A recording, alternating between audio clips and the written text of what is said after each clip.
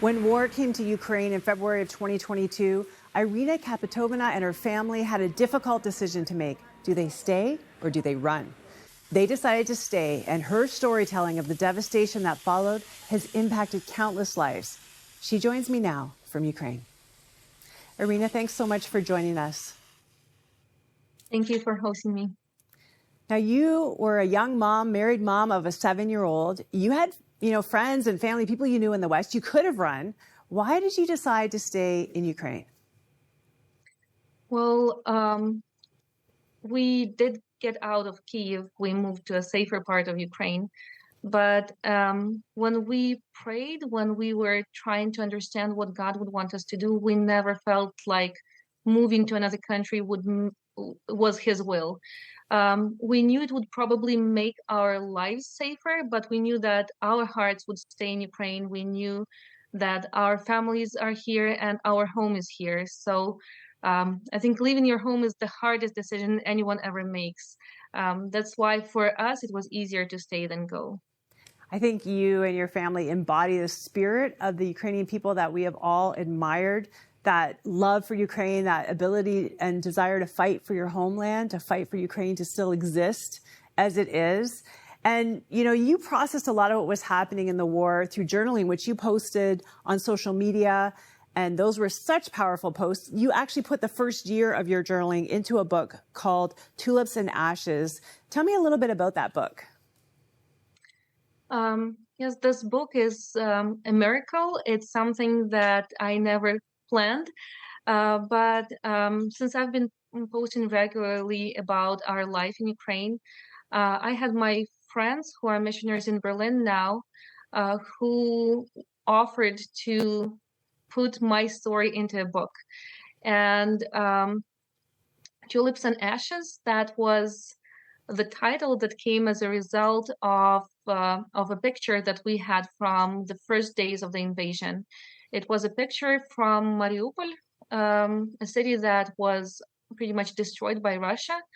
And it was a picture of tulips growing in front of a burned down building. And for me, that was the image I wanted to share with the world.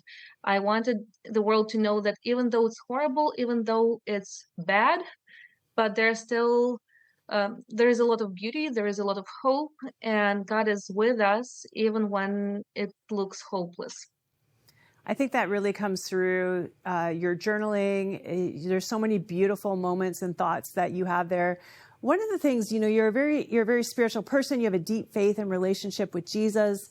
How did you process, that you were all praying for miracles? You were praying for an end to this war. You were praying for God to intervene, and it hasn't yet happened in the way of ending the war. How did you spiritually process that? One of the questions I often wonder is how do people survive without God? How people survive in these circumstances? Because I remember the first 2 weeks of this invasion, of the full-scale invasion, it feels as if the only thing I could do was pray or listen to worship songs, because it was just too much to handle. And a lot of times I would just turn to Psalms because I felt like I don't have words to express what's going on in my heart. So I don't know if it is possible to do it without God. But at the same time, in those first weeks, as I was praying, God gave me the verse from Zechariah 4:6. Not by might, not by power, but by my spirit, says the Lord of hosts. And that verse was so powerful for me. And I had 2 or 3 people who sent me a message with the same verse that God gave them around the same time. So that's the verse that I hold on to, especially when things get hard, especially when things look hopeless, when you start wondering why. And you remember that if God promised to do it by His Spirit, it's not about our military strength, and it's not just about us surviving, but I believe that God is doing greater things in Ukraine and through Ukraine right now. I think one of the things I really appreciated about this book is, we talk a lot in the faith community about how shifting your perspective can change everything. So if you're looking for horror, you will find horror. If you're looking for beauty, you will find beauty. And even though, obviously you've been grieving over this time of every terrible thing that's happened, you also were always looking for miracles. Tell me a little bit about that and the miracles you found. Mm-hmm. Well, it feels like, and I often say that God was so gracious to us to give us those miracles, especially in the first days of the war, when you could see nature rising up to our defense. For example, there was a story of wild geese that downed a Russian plane that was going to bomb a village. They just flew into the motor of the plane and it crashed. There was a story of people who returned home after the territory was deoccupied, and they had beehives on their in their backyard, and they went to check on the beehives, and it turned out that a beehive was mined, but the bees covered the mine with wax, so the bomb did not explode. There was a story of wild animals falling into the traps set up by Russians and protecting our soldiers just as they were going to come to that position. There were stories our military shared when they would get a sudden urge to change a position, and their position would be bombed just minutes after they moved. There are stories of people who survived, military who survived the shelling, and even though they were injured, days after, they found rather big fragments of shell stuck in their backpack or stuck in their belt, and that it was just, I don't know, inches away from making it really bad for them. And it's incredible when you hear these stories, and I really wanted to write them down because it's a great reminder for us. And even after the book was, or as we were getting ready to publish the book, as I was reading through these stories, some of them I've already forgotten. And so it was a great reminder and a great encouragement for me to know that God was with us in those worst first weeks when we did not know if Ukraine will stand or it will fall. But God was with us then. He was faithful. He has been faithful throughout this whole time. So there is no reason for us to doubt him now. That is so good. I mean, yes, the war hasn't ended 2.5 years in, but nobody thought Ukraine would still be standing 2.5 years in. So that's a miracle in itself. Now, one of the quotes I really loved about you, and this is really about, your fight not to be numb to the horrors of war, your fight not to be bitter. But you said, I realized I couldn't allow myself to be that way. Speaking of bitterness, I didn't want Russian children to play the hiding in a bomb shelter game like my son and niece did today. I don't want Russian mothers to wake up in terror during a thunderstorm thinking it was an explosion. I can't wish for someone to experience the horrors my nation is experiencing now, especially in the occupied territories.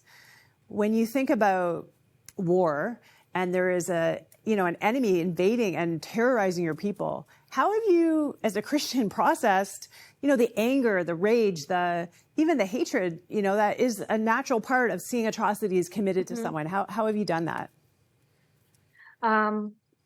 Well, for me, Psalms are a great answer. David was honest with God. He would yell at God, he would cry at God's feet, and he would share his heart with God. So yes, we do get angry, we do get bitter, but knowing that you don't need to handle all of this yourself, knowing that there is God who is great enough to handle all of this pain and to bring comfort and to bring healing, this is what gives me strength. But also, I believe that this war, it's not just about the war between two countries. I know that this war is much greater, and it is the war, the spiritual battle that's been going on for ages. And if we give in to bitterness, if we give in to hatred, we will lose. the enemy would win, and the enemy, even if Ukraine stands, but our hearts turn bitter, this will not be victory.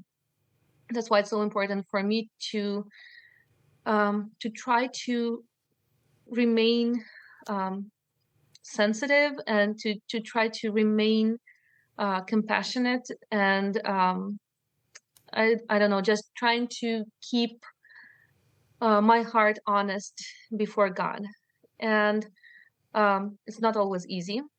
And I know that, like I said, Psalms and books of prophets, they are usually the parts of the Bible that I turn to now, because they tell about God who is a God of justice, a God who is on the side of the oppressed, God who will bring justice, God who will restore it, God who will,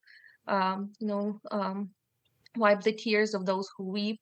He will heal those who are wounded. He is the one who will bring glory to his name. And that's what gives me hope. And even when I don't understand the circumstances, even when nothing makes sense, I can trust that God knows why this is going on, and in his sovereign will, he will do what is best. I think your faith is absolutely amazing. I really enjoyed reading that book. I would recommend that everybody gets a copy of Tulips and Ashes.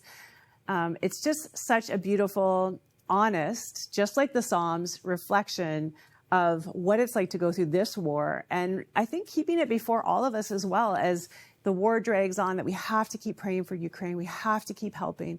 We have to stand against injustice and stand with people to let them know that God sees them. And for you, Iryna, God sees you. He's not forgotten you, and your voice matters. And I want you to know that. And I thank you for just continuing to raise awareness and speak for your people and look for God in the midst of this horror. And we pray that there'll be a day that we can speak again when we can say the war is over. Thank you.